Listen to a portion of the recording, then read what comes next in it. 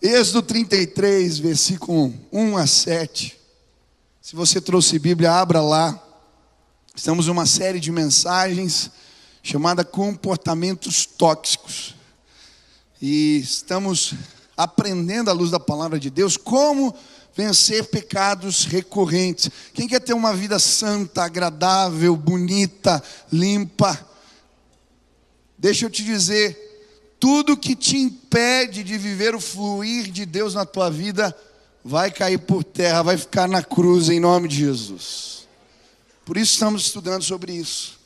Então, Êxodo 33, versículo 1 a 7, diz assim: Depois ordenou o Senhor a Moisés: saia deste lugar com o povo que você tirou do Egito e vá para a terra que prometi com juramento a Abraão, a Isaque e a Jacó, dizendo: eu a darei a seus descendentes.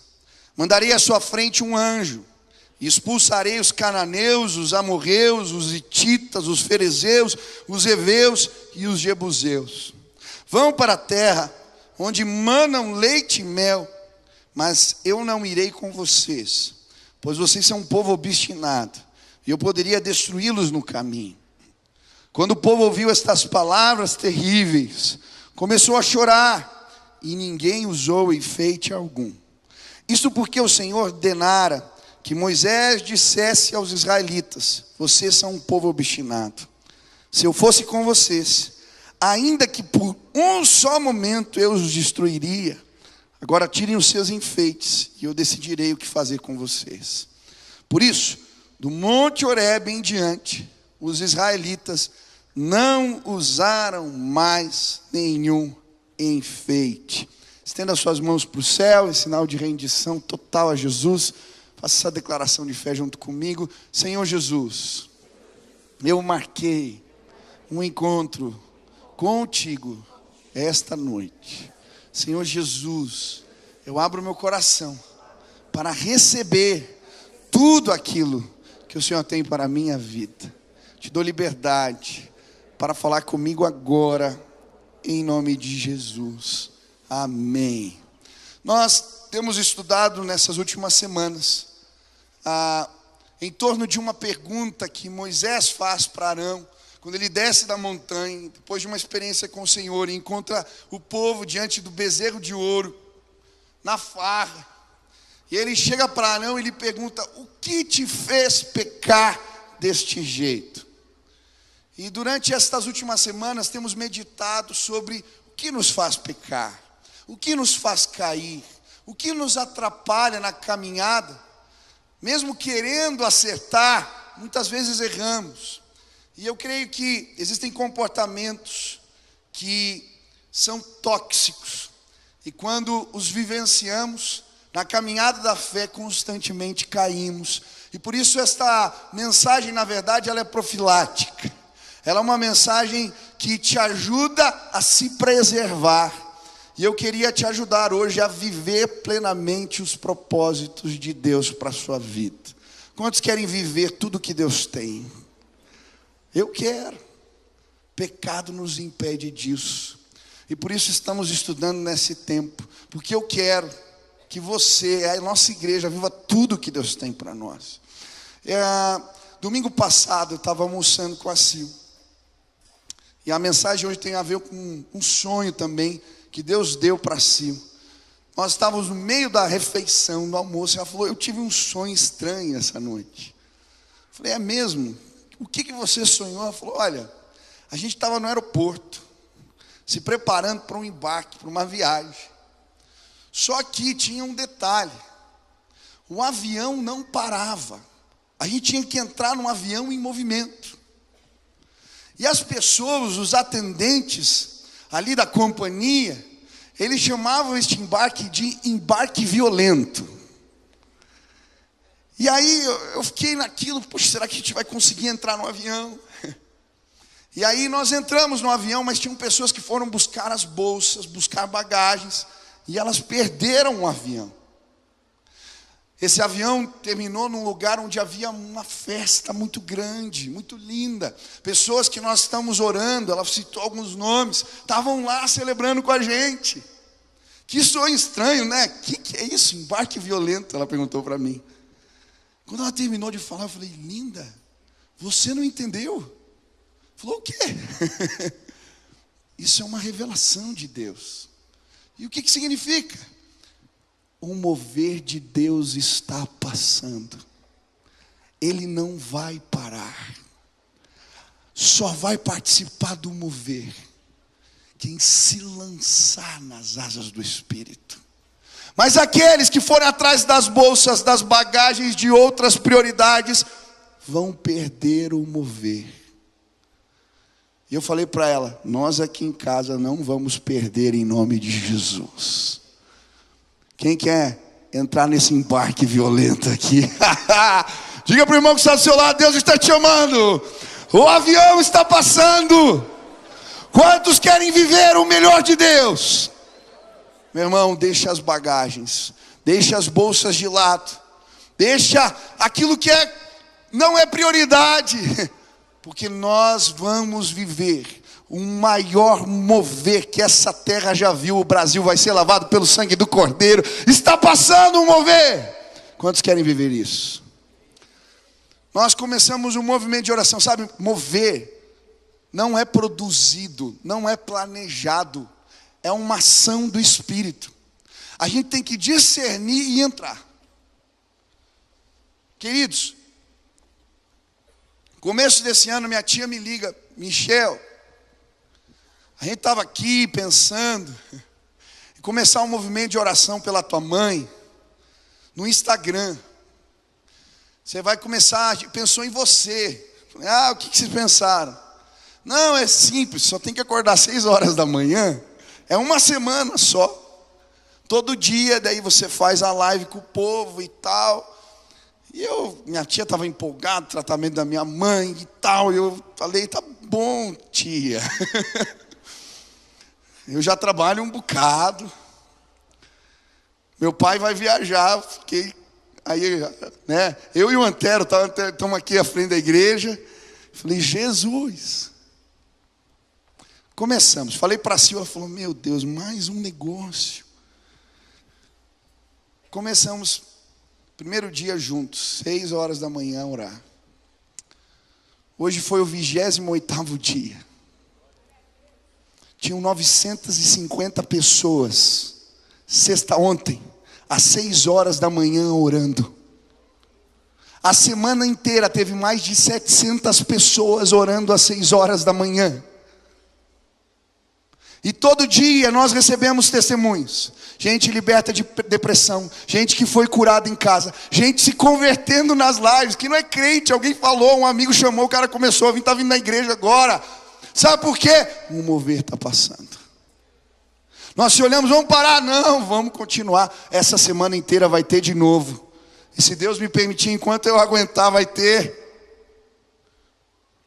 E eu queria te desafiar. Amanhã, 6 horas da manhã, vamos orar junto.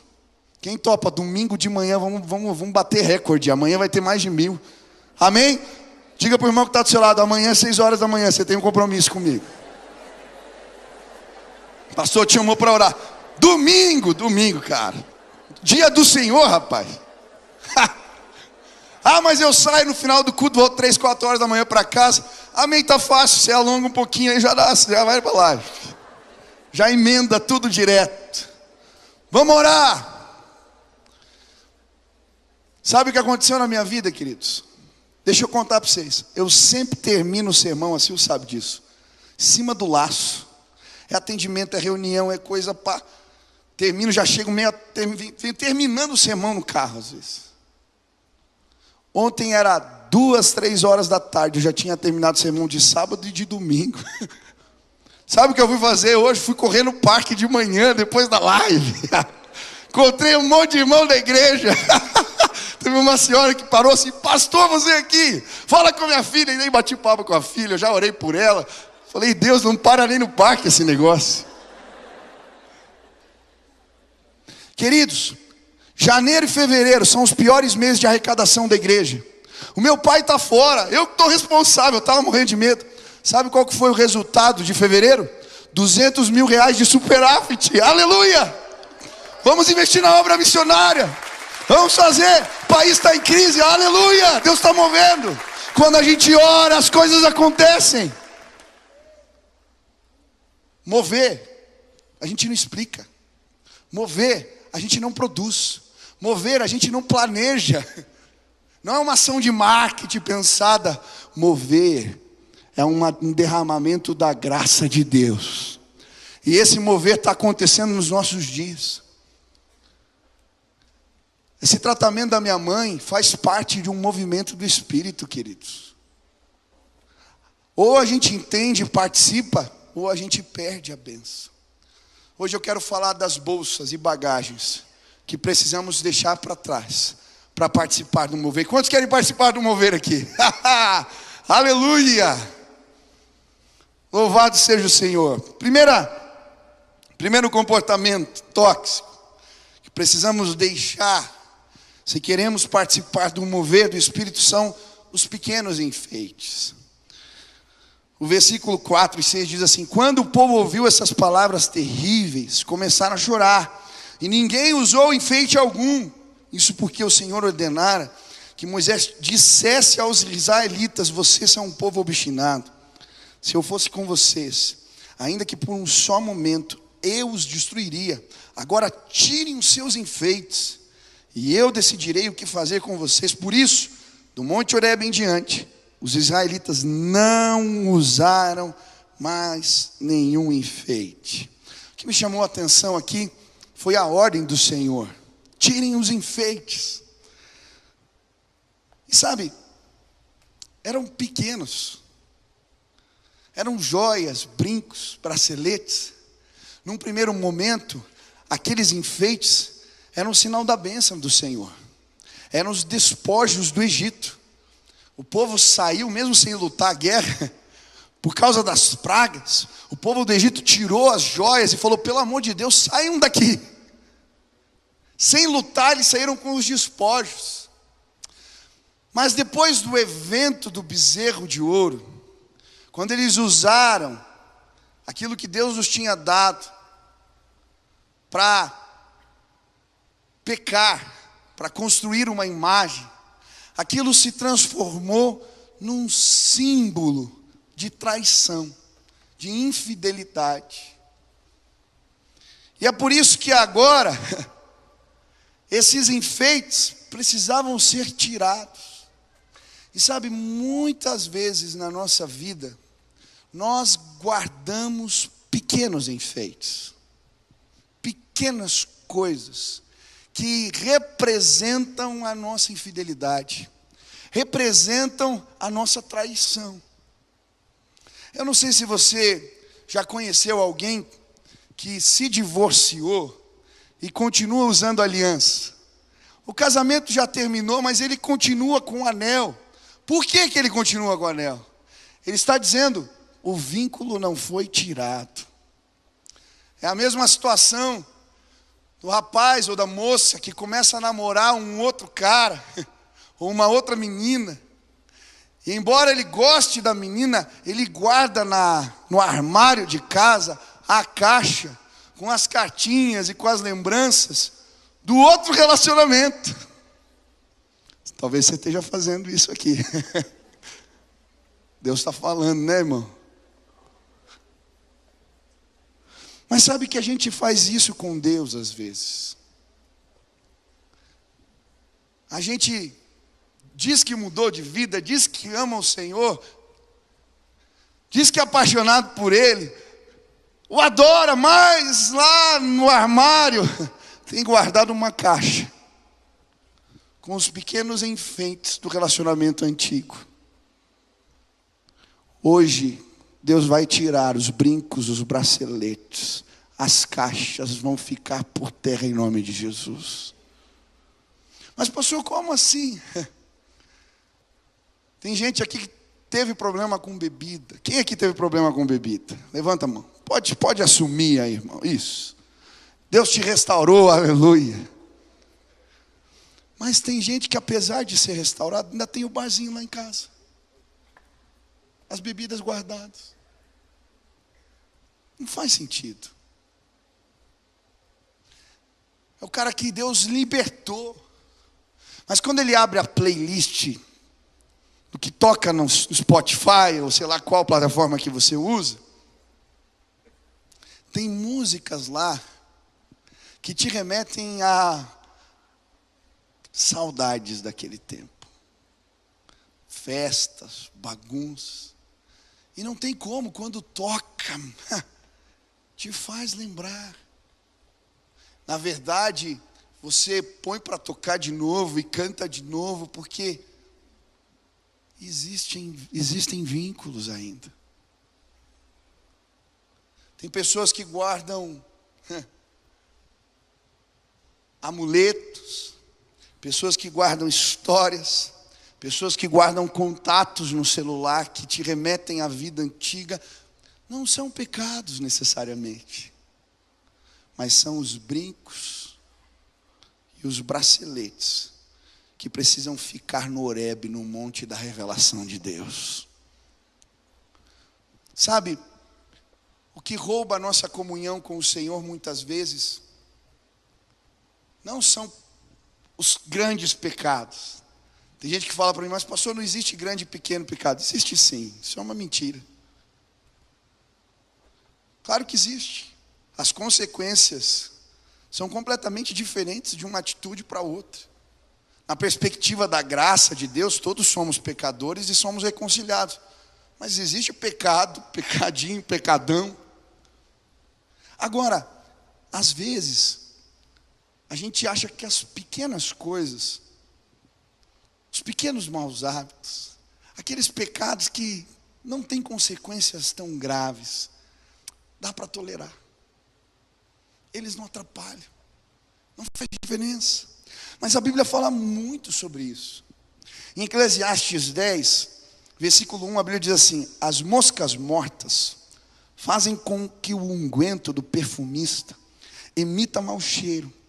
Assim, um pouco de estultícia pesa mais do que a sabedoria e a honra. O que ele está dizendo aqui? Um pouco de coisa ruim compromete muita coisa boa. Diga para a pessoa que está do seu lado: um pouco de coisa ruim compromete muita coisa boa. Sabe como eles faziam os perfumes no passado? Pegavam um óleo e jogavam ali um pedaço de flor, de erva, e aquilo ficava um tempo. Quanto mais tempo ficava, mais forte a fragrância, mais forte o perfume.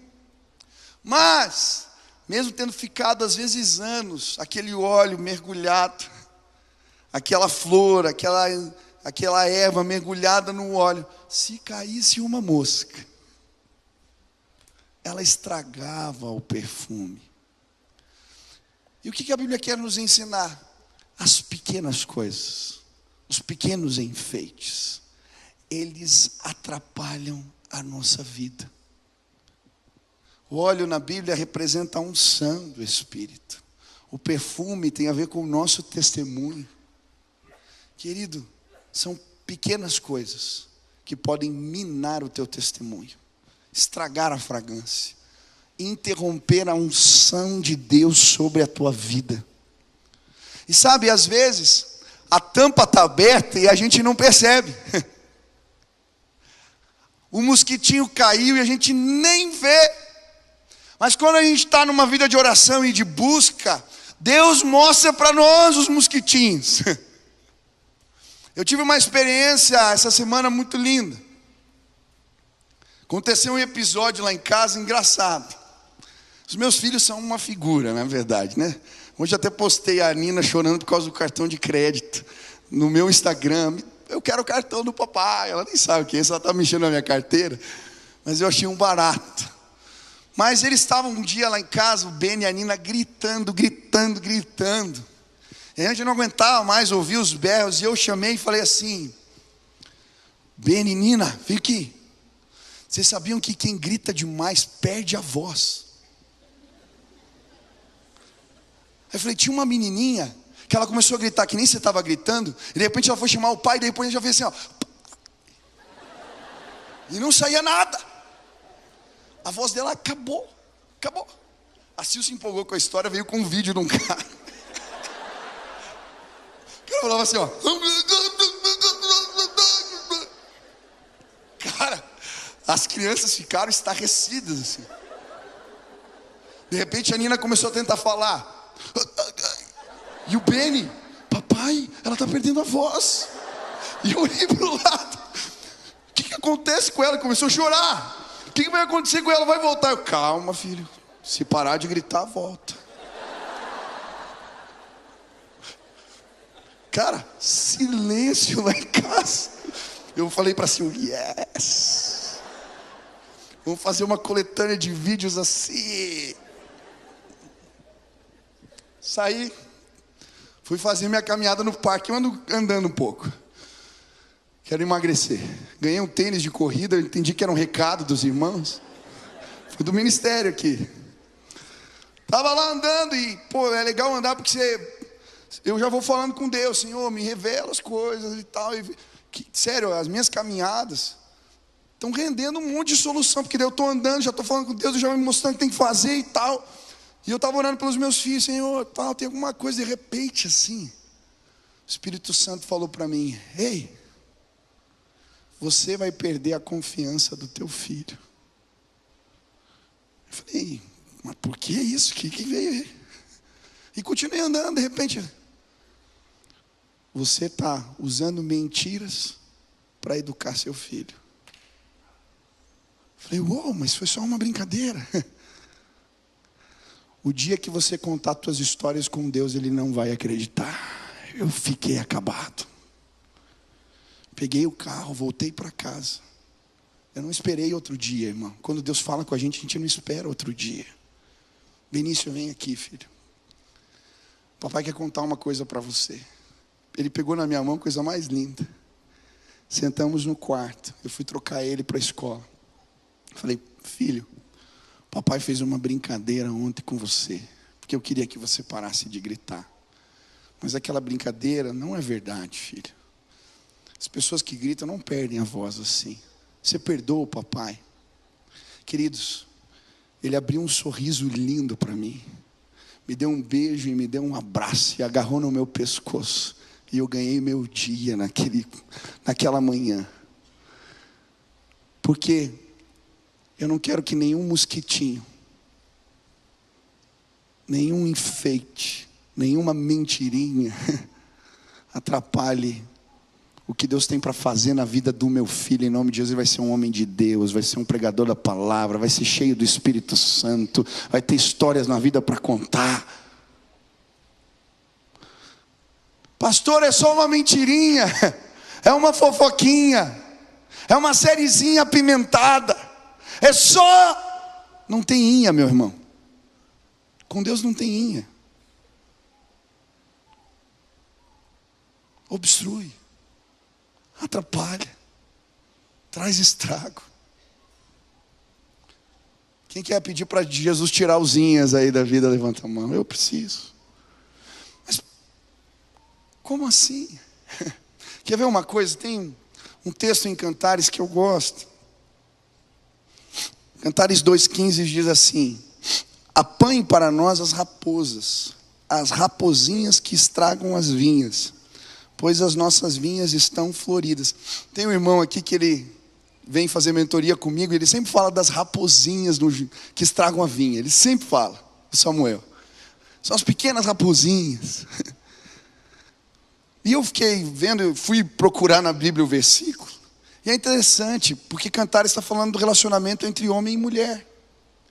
E o que ele está dizendo? O que estraga o jardim da casa, às vezes são pequenas raposinhas. O que ele está querendo dizer? O que estraga a comunhão do casal, muitas vezes, são pequenas coisas. Eu atendo gente aqui toda semana. Quantos casais eu atendi que o começo de uma briga que virou tragédia começou com coisa que não vale nada. Foram as raposinhas no jardim. Porque ele não lavou a louça, porque ele esqueceu da reunião, porque ela não atendeu o telefone, porque a toalha estava onde não devia, o sapato começa assim. Pequenas coisas que minam o relacionamento entre homem e mulher. Mas, queridos, não é diferente na nossa relação com Deus. As raposinhas também estragam o jardim. Elas também atrapalham a relação com Deus. Quais são as pequenas coisas que você tem tolerado na tua vida? Você tem tolerado a maledicência, você tem tolerado a fofoca, você tem tolerado a mentira, você tem tolerado a procrastinação, você tem tolerado a preguiça, você tem tolerado esse hábito de se masturbar e ver porcaria, porque não dá nada, ninguém vê, ninguém sabe. Você tem tolerado uma sexualidade, aí, pastor, não dá nada. Você tem tolerado palavrão no trânsito, a gente tolera. Sabe, a santidade não é um fim em si mesmo. A santidade, ela é um gesto de amor. Eu que quero ter comunhão com Deus que é santo, entendo que aquilo que me impede precisa ser retirado na minha vida. John Bevere vai dizer que a santidade é a porta de entrada para um relacionamento mais intenso com Deus. Quantos querem ter um relacionamento intenso com Deus? Precisa limpar as arestas, os cantos sujos, debaixo do tapete, debaixo do sofá. Precisa limpar, meu irmão. Mas, pastor, como é que eu faço isso? Como é que eu limpo esses lugares? Como é que eu percebo as coisas? Quantos querem se ver limpos dessas coisas? Levantem as mãos. Presta atenção. Primeira coisa, vá a Horebe. Vá a Horebe. Na Bíblia, Horebe é o monte da revelação de Deus. Vá a este lugar. Como assim, pastor? Procure a revelação do Espírito na sua vida. Tem uma oração que todo crente deveria aprender a fazer. É a oração do salmista. O Salmo 139, no final dele, ele vai dizer assim: sonda-me, ó Deus, conhece o meu coração, prova-me, conhece as minhas inquietações, vê se há em mim algum caminho mau. Essa tem que ser uma oração diária. Se você quer achar os brincos, os mosquitos, as raposinhas, começa a ir a Horebe. Senhor, revela, me mostra. Eu quero entender nos detalhes. Eu quero perceber. Eu quero te agradar em tudo. Quantos querem ir a Horebe? Vida de oração, meu irmão. Segundo, postura radical. Versículo 6 diz: por isso, do monte Horebe em diante, os israelitas não usaram mais nenhum enfeite. Preste atenção. A Bíblia não diz que eles não usaram mais aqueles enfeites. A Bíblia diz que eles não usaram mais nenhum enfeite. Foi tão forte o que aconteceu, que eles falaram: a gente não quer perder a comunhão com Deus mais por causa disso, de jeito nenhum. Então eles não usaram mais brincos, braceletes e joias, porque é pecado, não, porque eles amam a Deus. A palavra de Deus diz: aquele que me ama, guarda os meus ensinamentos, guarda a minha palavra, guarda os meus ensinamentos. É uma hipocrisia dizer que ama, se não obedece. Meu irmão, quando a gente se encontra e se depara no Horebe, depois da revelação do Espírito, o que temos que fazer é ter uma postura radical. É sobre isso que Jesus fala. Quando ele fala: se o teu olho te faz pecar, arranca fora. Se a tua mão te faz pecar, arranca. Não está começando o ministério da mutilação. Jesus não queria isso. Vamos se cortar. O que ele está querendo ensinar? A tua comunhão com Deus é mais importante que os teus olhos. A tua comunhão com Deus é mais importante que as tuas mãos. A tua comunhão com Deus vale mais que o teu dedo do pé, que os teus pulmões. É isso que ele está dizendo. Quanto vale para você? Sabe por que eu me abdico de coisas? Porque me abstenho de coisas? Sabe por quê? Porque eu amo. E se eu tenho dúvida, eu não quero colocar em risco a minha relação com Deus. Eu tiro tudo, eu jogo fora, porque Ele é mais importante do que qualquer outra coisa para mim.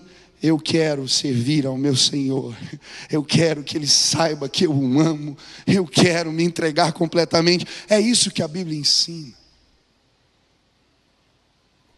Hoje nós vamos pegar as caixas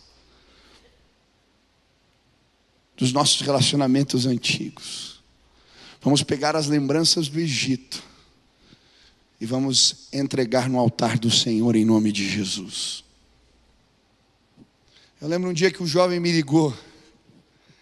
Ele tinha conhecido uma moça aqui na igreja, começou a namorar, uma menina de Deus.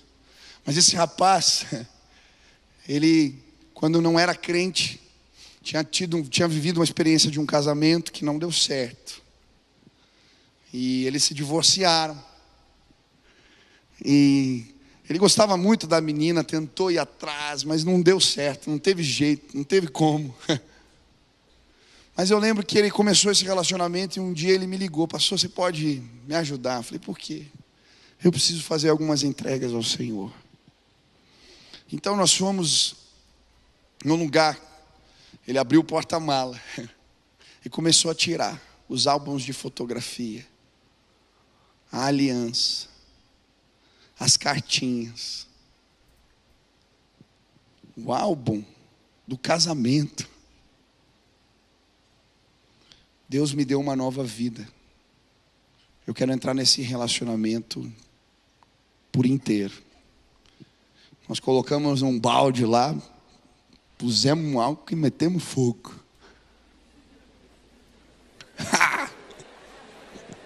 Eu começava o ministério dos incendiários, aqui é uma maravilha.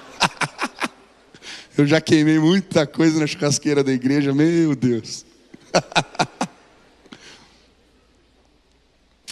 Eu fiz o casamento desse moço. Eu não falei aquilo na cerimônia, mas eu queria poder dizer: o coração dele é totalmente seu. Quais são as caixas? Quais são os enfeites? Quais são as lembranças que vamos deixar para trás e nunca mais recorrer? Sabe por que a gente queima, meu irmão? Porque se fica no armário, a gente abre para ver. Sabe por que a gente joga fora? Porque no momento de fraqueza, a gente recorre. Por isso, a gente joga fora e abandona. Quantos querem tudo que Deus tem para suas vidas aqui? Aleluia. Mas o segundo comportamento, e eu vou terminar com ele. Eles estão interligados. Vem para cá, Laurinho, que a gente vai hoje, vai ser um movezão aqui hoje. Ha! Aleluia. Quando a gente confessa pecado e há arrependimento verdadeiro, sabe o que acontece? Deus libera a presença, a unção, o derramar dele. Isso vai acontecer hoje aqui. Mas o segundo comportamento tóxico é a obstinação ou a teimosia. Olha o que diz o texto. Disse o Senhor a Moisés: tenho visto que este povo é um povo obstinado. Lá no texto ele vai dizer: vocês são um povo obstinado. Se eu fosse com vocês, ainda por só um momento, eu os destruiria. E sabe, o segundo comportamento tóxico é a teimosia, a obstinação. Esses dias eu ouvi a história de uma menininha que o pai estava querendo que ela sentasse para comer à mesa. E aí fala: filha, vem para a mesa, vem sentar. E ela continuava fazendo as coisas e não vinha. E o pai: filha, vem para cá. Ergueu a voz, chamou uma vez, contou até 3, não teve jeito. Aí ele foi lá, pegou a menininha pelo braço e pôs ela na cadeira. Agora a gente vai comer. A menininha olhou para ele e falou assim: por fora eu estou sentada, mas por dentro eu estou de pé.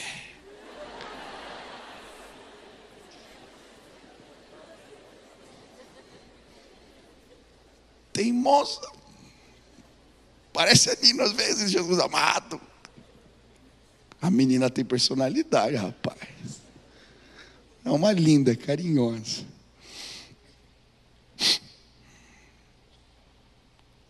Sabe, a teimosia impede a gente de crescer, gente. A obstinação fecha portas na nossa vida. Você já tentou ajudar um cara teimoso? Puxa. Tem gente que você fala assim, faz isso, o cara vai lá, faz tudo ao contrário. Aí ele volta chorando. Sabe, tem atendimento que eu tenho vontade de mandar o cara embora. Eu já conversei com você, cara, 10 vezes, você não fez nada, e continua vindo aqui. Eu já mandei gente embora, vou confessar. O cara chegou e falou, você não converso mais. Não adianta. Se esse é o meu sentimento, sabe que Deus pensa às vezes assim da gente? É o que Ele está falando aqui do povo. Não dá, não vou com vocês mais. Não aguento mais, poxa, já falei, continua fazendo. Sabia que na Bíblia tem até uma gíria, um jargão para teimosia? Sabe qual que é? Dura serviço. Aparece esse termo na Bíblia várias vezes. Quem lê a Bíblia já viu, na linguagem mais velha, né? Homem ou povo de dura serviço, aparece várias vezes. Sabe o que significa isso? Pescoço duro. Tem um monte de pescoço duro aqui. Gente que não se inclina, que não se submete. Para quebrar o pescoço, para se dobrar, tem que ser na base da pancada. Quando a gente resiste ao Espírito de Deus, a gente perde. Perde oportunidades, perde bênçãos, perde de crescer. A Bíblia conta para nós a história aqui do povo de Deus. E para mim um exemplo de cara teimoso é o faraó. Uma praga, 2 pragas, 3 pragas, 4 pragas, 5 avisos de Deus. E não era vizinho não, irmão. Era rã saindo para tudo que é lado, piolho. Mas o cara, sangue, o rio virava sangue, escuridão, treva. O cara continuava resistindo. E sabe, chega um determinado momento, numa das pragas, que Deus fala, chega. Agora eu vou endurecer o coração do faraó. Acabou a oportunidade. E aí ele vai até perder o filho, perder o reino, perder tudo. Não resista ao Espírito de Deus. Não resista. Pare em nome de Jesus, Ele já te avisou. Não foi uma vez, nem 2, nem 3. A Bíblia fala de um outro rei ímpio. Ao contrário do faraó, ele obedece na hora. Abimeleque, rei de Gerar. Abraão está com a esposa Sara e conta uma mentira. Ele toma Sara para si, coloca no seu harém. Mas antes dele ter relações com ela, o Senhor o visita em sonhos. Se você dormir com ela, você morrerá. Ela é casada.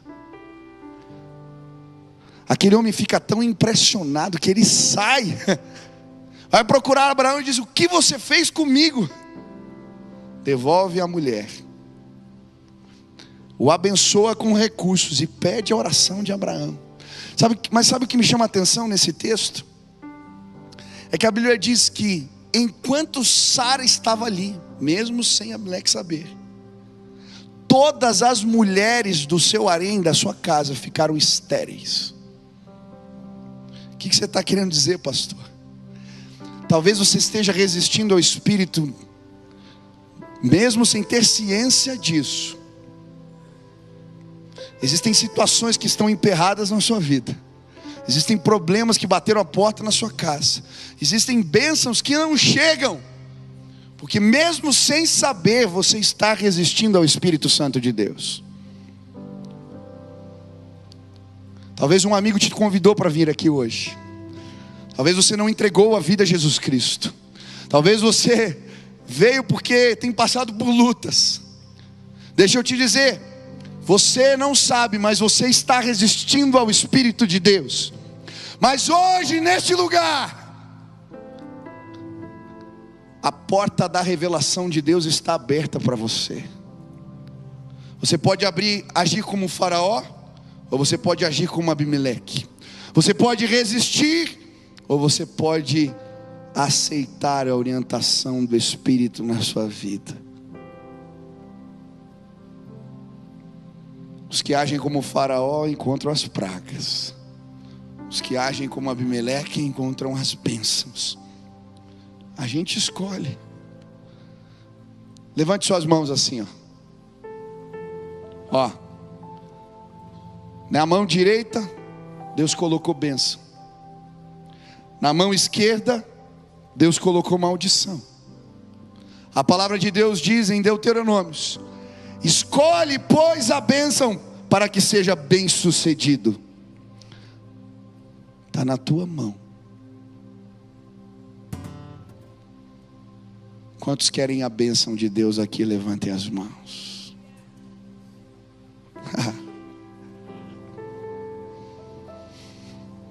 Eu não quero resistir. Eu não quero resistir à voz do Espírito. Hoje eu queria orar primeiro por aqueles que não conhecem a Jesus Cristo.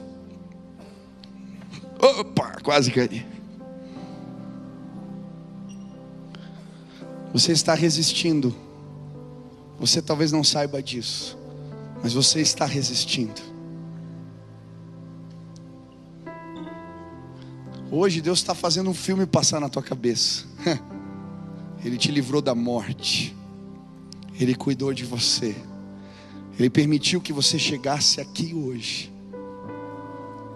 E embora você não percebesse, o Espírito Santo estava batendo na porta do teu coração, dizendo: filho, escolhe o meu caminho, escolhe a minha vontade. Às vezes você foi no caminho de Deus até mesmo sem saber. Hoje, se você disser: eu não quero mais resistir, eu quero a presença de Deus na minha vida. Lembra da música? O véu vai cair. Ele vai mostrar a bênção e a maldição.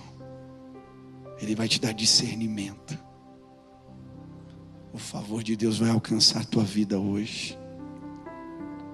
E aquilo que antes não gerava vai começar a gerar.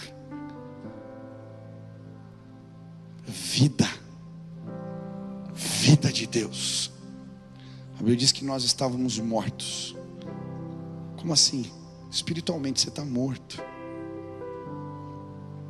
Quando Deus fez Adão, Ele soprou nas suas narinas. Fôlego de vida. Uau. Quando Adão pecou, a morte física não veio, mas a espiritual. Todos nós nascemos assim, como Adão, somos filhos de Adão, diz a palavra em Coríntios.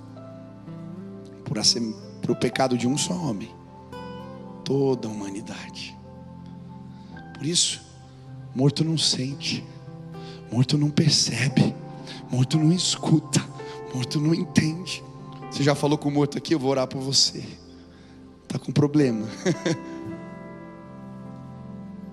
Morto não sente. Por isso você não percebe as coisas do Espírito. Mas quando Deus resolve soprar de novo,